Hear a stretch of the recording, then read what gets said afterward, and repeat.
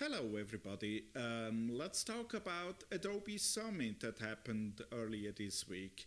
It's the biggest show of Adobe, and Adobe showcases all the new products. So let's see what happened this week. My name is Michael Grob. I'm a senior consultant at One Inside. And with me today, I have Samuel from One Inside as well. Hello, Samuel. Hi, Mikhail. How are you? Thanks, I'm fine. Um, so, I'd say let's dive right in and see what Summit had to offer this week. Um, so, I had the impression that uh, everything in Summit was about one topic this week, um, the pandemic. So everybody had to adapt very quickly to the pandemic and had to accelerate the digital transformation. So how do you see it? Yeah, exactly. Of course, we all know that what happened last year and still this year with the pandemic, and many companies has to adapt fast because customer behavior changed fast. People were at home, they started to do more stuff online, and all your digital plan were basically you had it to adapt your plan basically. And so what I can see is clearly that being fast is the new challenge. And you have to adapt fast, you have to learn fast, you have to go live fast, you have to improve fast. For me, it's everything about the speed of execution. Yes, I think you're right. Lots of companies had their 5 year plans and they had to throw them away because in a few weeks the whole business changed. Everybody had to go digital. Exactly. And so this is really what I think. This was for me like the main message I got from this summit, and that Adobe also tried to push that. And to offer new way of building a solution, also with new methodology. Here it's not only about the technology. In fact, it's also about the way how you use this technology and the mindset you should have. So it's really key for me, like being fast, being agile. Yeah, you're right. And you had to reinvent your business. Even businesses that are not digital, like a distillery, had to completely reinvent itself. They had Exactly. to make their distillery tour online as a virtual tour, including a virtual gift shop. And they did it in a few weeks. Yeah. I watch as well the Lovesack session. I don't know if you watch it, but it was really interesting as well. So Lovesack is furniture seller, reseller. They sell a sofa. And of course, when you go in the shop, in the physical shop, you can build your own sofa and with different pieces. But during pandemic, you cannot go in the Yeah, how shops. would you do that? Yeah, exactly. So they have to create a new component on their website where people can basically create an online version of their sofa and order it. So yes, they have to respond fast to this change. And yes, so it was possible thanks to technology, but as well to a different mindset. Yeah, I think that is the point. People had to change their mindset. Companies had to reinvent their culture because without the correct culture, you couldn't do that. And even companies that you thought would never be able to do that were able to do that, and they were Yes, able to do that very quickly. yeah, exactly. I think under pressure or during a crisis like this, we can see that in fact we can adapt fast. Even the largest company can adapt fast because they have to. When you have to adapt, you do it. Yes. And also, I want to speak about another case. It was E-Plan. I don't think they changed because of the pandemic, but as well they came, they're selling engineering stuff. I don't know exactly, sorry, but they had also to come with a new offering. And in 8 weeks, they were able to go live with a new website explaining this new offering. So, yes, it's crazy. How can you imagine that a large company, enterprise company, can do that in 8 weeks? I mean, it's happening now. And this is a new reality for me, like Yes. going live fast. And this reality won't go away. I mean, No. we cannot now start a project for a website and say, well, in 1.5 years it will be finished. Won't work Yes, anymore. but it's also like the mindset. It's always about the mindset. And when we discussed last year during a webinar about mindset shifts, I mean, it's that. I mean, also when people start to think, okay, you have your goal, you want to reach something with your company, but don't make a 2 years plan. Don't start to think about all the requirements, all the different elements you need for your website, for your campaign, for your different channels. I mean, just go live fast, and then you will learn, because you don't know, in fact, how your customer will react to your proposal. So this is my view, that we should be more agile and work in different teams as well. This is something that ePlan said as well, like involve every members of the teams, like the architect at early stage. Don't do the design without expert of the tool, because otherwise the design won't maybe fit, or let's say, how I can say that, you won't be able to adapt your design at a cost-effective in a cost-effective manner. So this is really the mindset change. Yeah, and I think last year it was all about survival, right? And when you have to fight for surviving, you do the most important things first, right? Yes. And everything else doesn't matter. And this is exactly what agility is, right? Yes. Yeah, exactly. Yes, exactly. So yeah, from this, I mean, it was a really interesting summit. Unfortunately, not a physical one. I would love to meet people. Of course, I think everybody wants to be again together and not behind our screen and watching a summit alone. But yeah, it was really inspiring, and as well, I mean, Adobe. I mean, we know that they're really like it's a cutting edge company that are at the forefront of the digital marketing. I mean, the innovations they shared. I mean, it's also, I mean, it's crazy. Michael, what is your let's say what was fascinating for you? What tools or new solution did you discover during this summit? Yeah, thanks for leading to the next topic. Adobe announced Adobe Journey Optimizer, a new product that we first have to really comprehend what it does. For me, it looks a little bit like a child of Adobe Campaign Standard with, I'm not sure about if the father was Adobe Target or Adobe Analytics, we don't know.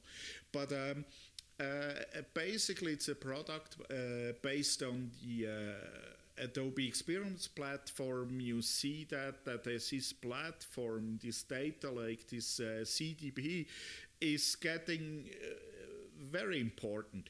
And now you have the possibility to orchestrate the whole journey across all channels with nice little icons in workflows in one tool, in a tool where you already have all this data. And this was very fascinating to me, and I didn't expect that they launched this product. And I really want to learn more about it. And I think we can only imagine what can be achieved with this product. Yes, it's true. And also, as you said, with the CDP, I mean, this is also like the strategy is slowly coming together.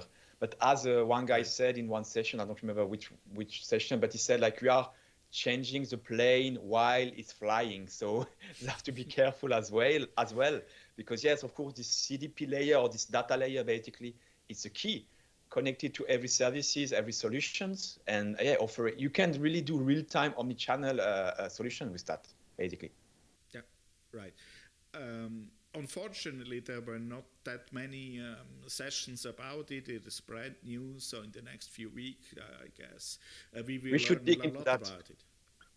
We will dig into that and maybe come back with another video. We will write a blog post or make a nice video about it. I'm quite sure about it. Exactly. Yeah. So, next thing was commerce. 2 years ago, Adobe bought Magento. Now it's called Adobe Commerce. Right. And I know almost nothing about commerce, but we talked about it earlier. E-commerce is very important, and in the last year, e-commerce took a growth step that it normally makes in 3 to 5 years. So it's getting more and more important.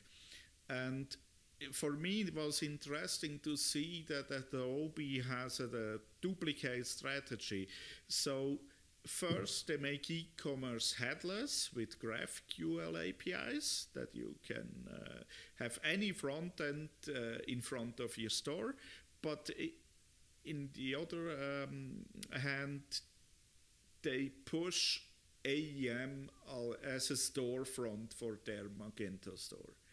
So why this dual strategy? It's a question to me. Yeah, I hope so.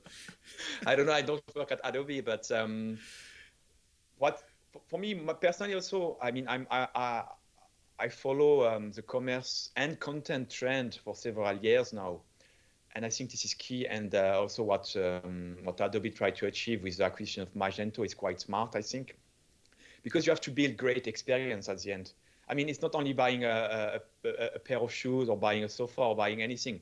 What you want is experience, and you will increase, I guess, your conversion rates and also capture and attract more customers if you have a delightful experience on your website and on different channels. So I think this is really key, and this is how a company will make the differences on the experience part. Yeah, I agree. And the interesting thing is that Magento is a completely different technology than an AEM, but with a few API calls, you can hook them together. And basically in AEM, you have everything you need to connect to an e-commerce store, not only Magento, but other stores as well. And this plug and play is what I think is really interesting. And Adobe now really embraces the headless concept, while 2 years ago they said, headless, why? Welcome to the 90s, right? And I as a conservative in this regard, still think a little bit like that. But I'm changing. So I think this brings us to AEM. I see 2, maybe 3 very interesting things at this summit about AEM. First, let's talk headless. AEM now supports the same GraphQL APIs that Magento does. And basically, you can use content fragments. We wrote a blog post about what content fragments are and how you can use them, by the way. You can now use content fragments and access them very easily. Have you seen a demo how this works with the GraphQL? That was quite I saw I didn't see a demo, but I saw previously a few documentation about the new GraphQL features. Okay, so let me explain in a minute. It was very interesting to see, so you can structure your query and just tell the system what you want and how you want it. Do I want an author's biography, for example, as HTML or as rich text or whatever? I can just change my query. And this means that the GraphQL API provides so much flexibility that you don't need a backend developer anymore to develop your API, and the backend developer can do what he does best, invent new functionality, right? And this brings me to what we talked about earlier. We're becoming faster and faster to implement all this stuff. Yes. You don't have to wait several weeks to come with a new product landing page, or adapt your design, or based on the customer behavior you analyzed. So yes, you can be fast. Yes, exactly. And these landing pages today, you can generate them automatically. you have now that was very interesting for me to see Lightroom and Photoshop APIs built right into AM. So you can use Photoshop or Lightroom functionality to change your assets to your several brands and create all these landing pages that you need for personalization automatically. And I was thinking, so next time when I go to vacations, I mean, if I ever can. If you can go to vacation next time, I just import all my imagery that I take during vacations into AM assets and automatically AMX shiny packages out of my photos. So yes, that would exactly. be a cool use case. Yeah, exactly.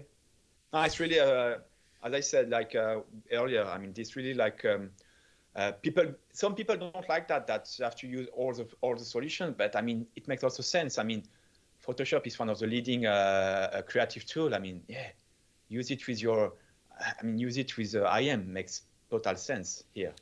Absolutely. We see everything coming together. But it only comes together when you're using AM as a cloud service, right? So Adobe stated clearly that all this new functionality will be first available for AM as a cloud service. Yes, exactly. I mean, it makes sense. Everything now is in the cloud. Everything will be deployed first to IAM cloud service, and then I think a few months later they will publish it for or release some on-premise version. They will bring. But to be honest, I mean, I mean, you know my fascination or I mean, this project IAM as a cloud service, I think is really like for me the game changer in the CMS business, and you know that I'm. Let's say I know well the CMS business because I was working for 8 years for another CMS vendor, and I analyze in depth this industry. And I think there is so far no other CMS that are really in the cloud. Because let's speak about what is cloud. Cloud means that you don't have to update anymore. I mean, it's just like Gmail, like we use everyday cloud application, but still our CMS or enterprise CMS are not cloud ready. The only one so far is IAM as a cloud service. And also what is interesting, one sentence, if you upgrade to IAM as a cloud service, it will be your last update. You don't have to update anymore. This is what people should keep in mind. And also with all the stuff they brought with IAM as a cloud service is the blueprint approach, this methodology where you can build agile website with best practices, the core component, this layer of ready-made components that you can just basically adapt to your needs. I mean, this again helps you to go fast, live, and to innovate faster. Mm-hmm. Mm-hmm. And similar to Photoshop, what is the tool? XD, right? You know, the tool connected with IAM with the core component. Correct. Mm-hmm. So you can also directly change your layout there and push it to IAM. So the whole chain of creating a website, creating components is really is facilitated. Yeah. Yeah, it becomes faster. I can only repeat myself, not months, but weeks. And not only for new websites. I mean, for new websites or for new digital experiences, it's clear we start with in the cloud. It's a no-brainer for me. Yes. So we don't have to talk about that. Yes, but exactly. Even for existing ones, the next time you have to do an AM upgrade, do it correctly, as you said, make the last AM upgrade to the cloud. Yes. And Adobe just announced the Cloud Acceleration Manager, which is a tool that helps you moving your existing AM instances to the cloud. So what are you waiting for, basically? Yes. For me, this is really, I mean, it's not the let's say the sexiest tool that they show, but for me, it's one of the more useful right now for the next few months. Mm-hmm. This accelerator tool where you can really make a report of what you must take care during the migration. Basically, it's a kind of migration facilitator. And there's a lot of tools coming together to migrate your content, to migrate your templates, all these things helps you. And I'm really happy that they put a lot of effort into that, because believe me, I work for a company who tried to migrate to new version, and it's always the pain point. Companies are afraid. No, we cannot migrate because it will take too much time. It's too expensive. We don't know how to migrate. Adobe just build something for you so then you can relax. You have a proper plan. Of course, you still need help from experts to tell you where to go. But I mean, this is for me this tool is, in fact, it's my favorite tool of the summit, to be honest. Yeah, why not? I would not have thought about that, but now that you mention it, it probably is. And because, I mean, to be honest, there is no tool like this in other CMS. Right. This is true. We can speak about marketing automation. Other vendors are providing that, but I don't know another CMS vendor or experience vendor offering this kind of tool. No. So let's use it. Doesn't exist. And let's move to the cloud. Yeah, and write a blog post about it, I guess. Exactly, yeah, exactly. So that brings me to the bottom line. So you just said that the Cloud Acceleration Manager was the most favorite tool you've seen at Summit. What else did impress you? I mean, I'm it's everything related to IAM as a cloud service, and also as well as a cloud manager. I mean, they also improved that, and it's the second point for me. Like, cloud manager makes a real SaaS, because also you don't upgrade anymore, and this was always the technical issue with CMS vendors, how to update the CMS, how to keep the CMS up to date while allowing people to customize the CMS. It's an issue, because basically when you go in the SaaS, you can only configure, you cannot really code the SaaS.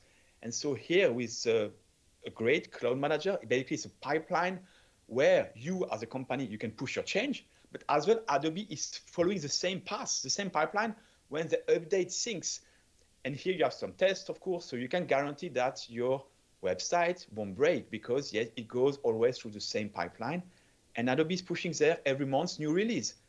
So for me, this is also like the whole environment solutions they built here is really amazing, really.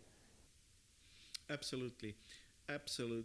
And what I every time I go to Summit, I come back and say, wow, so many cool things, but we and our customer only use that much of it, 10%, 15%, and we think all the time we need to do more, we need to be faster, to innovate faster. But then when you're in the sessions of use cases of companies that tell you how they use the product, you see they only use maybe 20%. So they're not that far away, and we're not that bad, not that far behind. And this feeling I get every year after Summit, we have to do more, we have to be faster, but we do already quite a lot of things. And this is so the after Summit feeling that that you can do more. I know this feeling like you have, let's move on, let's do more. No, exactly. But you're right. I mean, also the use cases presented are really great, but for sure they don't leverage the full potential of the solution. Anyway, I don't think it's possible to reach 100%, but you're right, pushing a bit more. And here again, I repeat myself, but I think it's come with mindset change in large companies, because I work as well for large companies, and I know that sometimes you need months just to decide for one simple thing. Mm-hmm. Should embrace more maybe a startup mindset and take the good things at least, and innovate faster. Yeah, and this is really what I think is a game changer. In one session, they said it. How do you eat an elephant? Step by step, bite by bite. And you have to do exactly that. Go step by step, but make fast steps. Yes. And this brings us again to the beginning. We have to be faster. Yes, I believe so. And I think we have all the tools to be fast. We have the great solution plugged together. So with now they have a lot of APIs, so you can connect them together without having too much extra code or development. As well, methodology with the blueprint and other methodology with best practices.